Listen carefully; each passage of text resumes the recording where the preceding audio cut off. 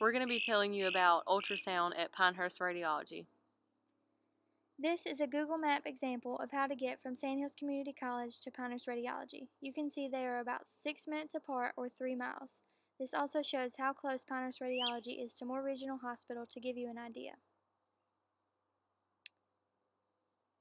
This on the left is a brief description again of how to get from Sandhills Community College to Pinehurst Radiology. When you're getting close, you'll see the sign pictured on the right to show you where to turn in.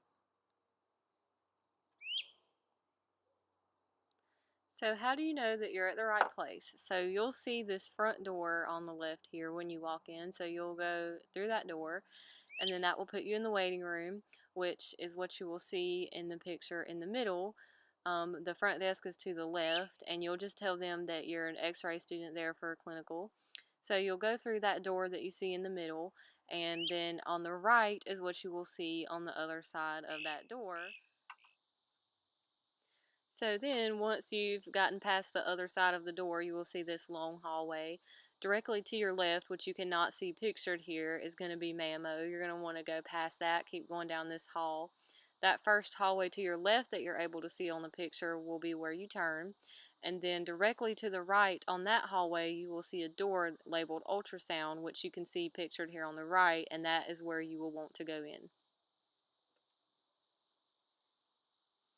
So who you will look for when you get there. You'll see Jarius Garner. He's the lead tech. He's there every day, and he's the only man pretty much, so he's pretty easy to find. Some others you might see are Tracy and Tammy. They're PRN techs there, so they might be there on different days. You might run into them. And then there's another woman named Tanya that's there every day. She is an assistant, and she also helps chaperone the scans. She has a small back office in the corner of ultrasound, so you'll see her too.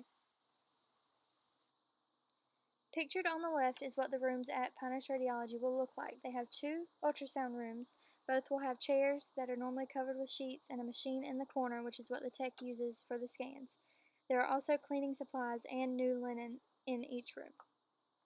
Pictured on the right is what the tech will use to scan. Like I said before, there's one in each room. They look pretty similar to each other. So during your time at ultrasound, you're going to see them do several different things to get their pictures. Kind of similar to x-ray, we can manipulate several different factors to get the picture that we want depending on the part of the body that we're scanning. Ultrasound operates in a similar way. They use sound waves, however, so they need different kinds of transducers, or you may hear them be called probes as well, in order to get their picture. So some different ones that you'll see if you're looking on the picture of the right hand side of the screen and you're looking at the transducer on the bottom, which is the C16. This is a large probe. It is the largest one that they have, and this is for penetrating deep structures, like if you were performing an abdomen or maybe a renal exam. This is also useful on hypersthenic patients. The one above that, which is the ML15, you will see use this as a general one that they use for a lot of different exams. You'll see it a lot for breast and neck procedures.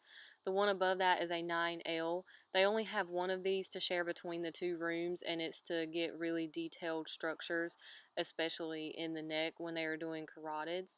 If you look on the picture on the left hand side of the screen at the bottom, that small foot pedal is an 18. This is to image very superficial structures. For instance, if a breast tumor or mass was very superficial, they would use this, and they may also use these on extremities as well for swelling. The one above that is kind of another general one. It's smaller than the C16, but it is also used for deep penetration. Different sizes are going to emit different sound waves, and they will tell you at Pinehurst Radiology that when you want better detail, you sacrifice penetration. But if you want to penetrate really deep, you're going to sacrifice detail. So they have several different buttons, as you can see on the control panel, that also kind of help them manipulate the image, and it's just kind of a puzzle to put together to get the picture that you want. So what to know before you go. You want to know a little bit of basic stuff about how ultrasound works. Like Stephanie said, you want to know that they use sound waves instead of radiation. Nothing too in-depth, just a general idea. You also want to know some basic anatomy and how it might look on an ultrasound scan. For example, some easier things to see would be a kidney, sometimes the liver or the bladder.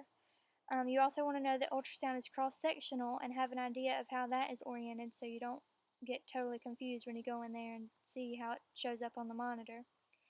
Some basic terminology, like Stephanie said, sometimes they call the transducers the probes, is good to know. Like I said, nothing too in depth, just a basic overview would help you not be so confused when you go to ultrasound. So, what will you see in ultrasound? The most common scan that you're going to see is breast. You will see many breast exams when you're at ultrasound. If you know anything about Partners Radiology, you know that they do a lot of mammograms. And if you know anything about that kind of imaging, you know that when they do a diagnostic mammogram, they usually use ultrasound to follow up. So, you also see breast biopsies. So be prepared to see a lot of that. You'll also see some pelvic and transvaginal ultrasounds. Abdominal and renal are very common. Thyroids, venous, carotids, and extremities are some other ones that you may see there. They typically don't do a lot of obstetric work, unfortunately, but these are some typical outpatient exams that are performed in their clinic. What can you do in ultrasound?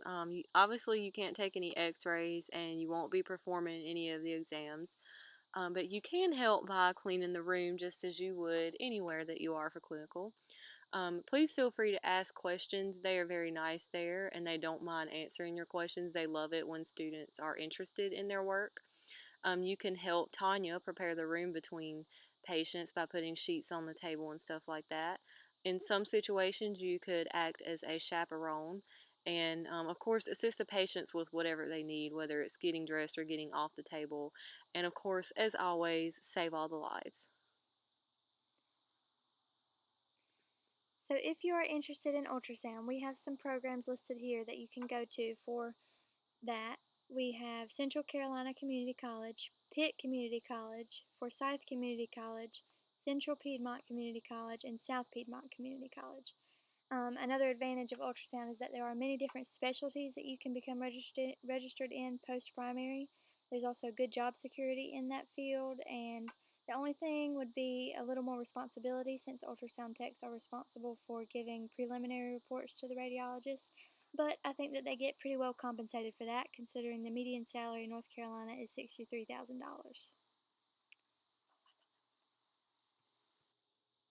It's almost over! Yay! Yay! Thank goodness!